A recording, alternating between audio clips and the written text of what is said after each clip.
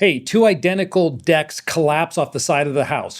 One landlord walks away completely untouched, and the other one gets hit personally despite having a limited liability company. Hey, stick around in this video. I'm going to explain to you how that happened and what you can do to make sure it won't happen to you. All right, let's get started. Okay, so what I'm going to do first is talk about the case where somebody was able to walk away without personal liability. And in this case, it comes from Georgia. And what happened there is that this out-of-state landlord had a property, of course, a rental property in Georgia, and the tenant was having a party on the property. Now, while the tenant was having this party, the deck completely collapsed and 5 guests were injured. Now, of course, the guests are going to sue the landlord who owned the property, asserting that the landlord was negligent.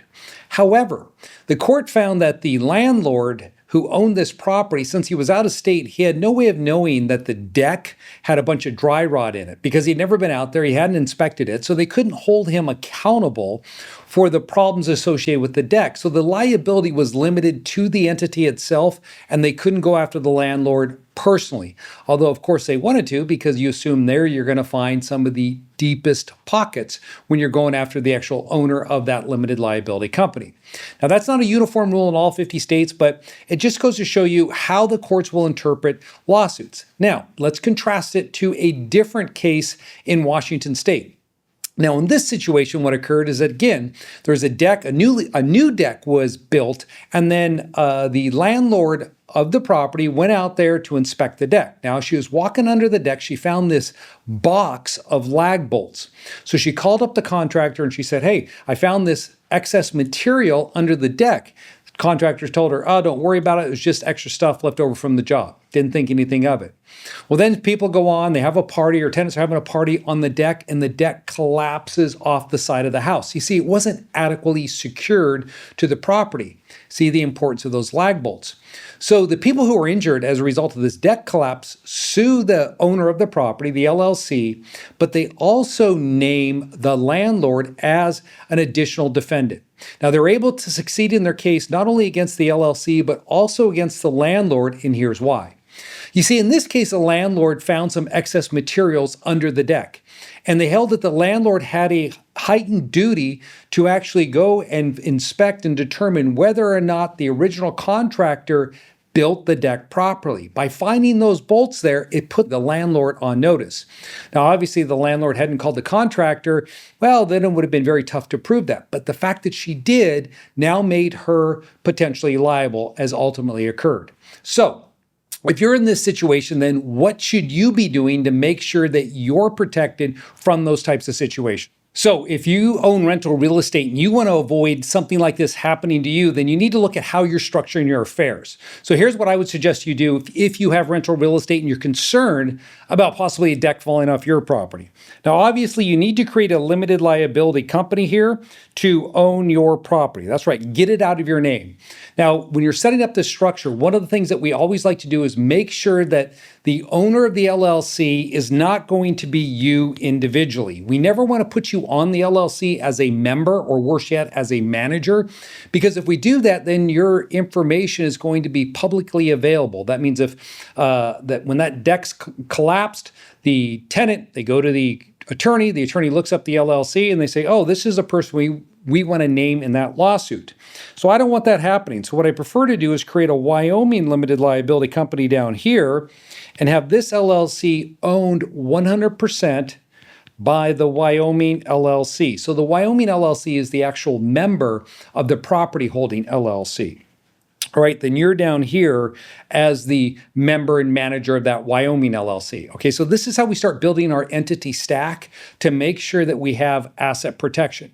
Now, the issue in the example I gave you where the landlord was sued because they went out and inspected the property, the issue happened to be there is that that person took on an additional duty. Now, this is a problem that happens with anybody who self-manages their own property. There's when you're doing things on your property, like my father, he rehabs all of his real estate whenever there's a tenant turn, or as what recently happened, a tree fell through one of his homes. And so when he's taking on that responsibility, he's actually generating liability for himself. Now, for him, it doesn't matter because he has an attorney in the family who has protected him, right? I work for free, of course, permanent retainer for life. But the fact of the matter is that if you're in that situation, one of the things you should be focused on is making sure that you're personally judgment proof. And what that entails is making sure that all of your assets that are not held in LLCs are now placed into LLCs or entities that are going to provide protection. So if this was you, I would make sure if you have any cash savings, put all your cash and savings over here into a different limited liability company. Set up a residence trust for your personal residence. This is not a living trust. This is a trust that's designed to take your name off of title to keep personal judgments from attaching to your property.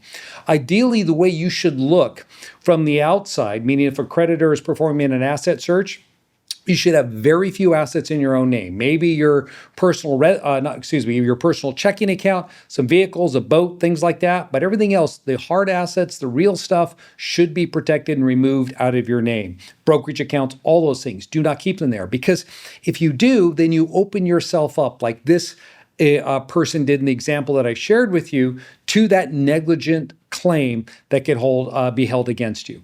So when it comes to asset protection planning, what you definitely want to do is ensure that if you are going to self-manage, that you're using every means possible to limit your liability exposure. But also understand this, is that once you take on a duty like I just described, follow through with that duty. Otherwise, legal liability may come back and assert itself at a later date. Hey, for those of you that stuck around to this point in the video, I want to give you a free gift. My book, Asset Protection for Real Estate Investors. It will walk you through how to structure your affairs to make sure you're protected from situations like I described in this video. Now, there's a show link or a link in the show notes below. All you have to do is click on that link and you can download it for free. Make sure you grab a copy of that book.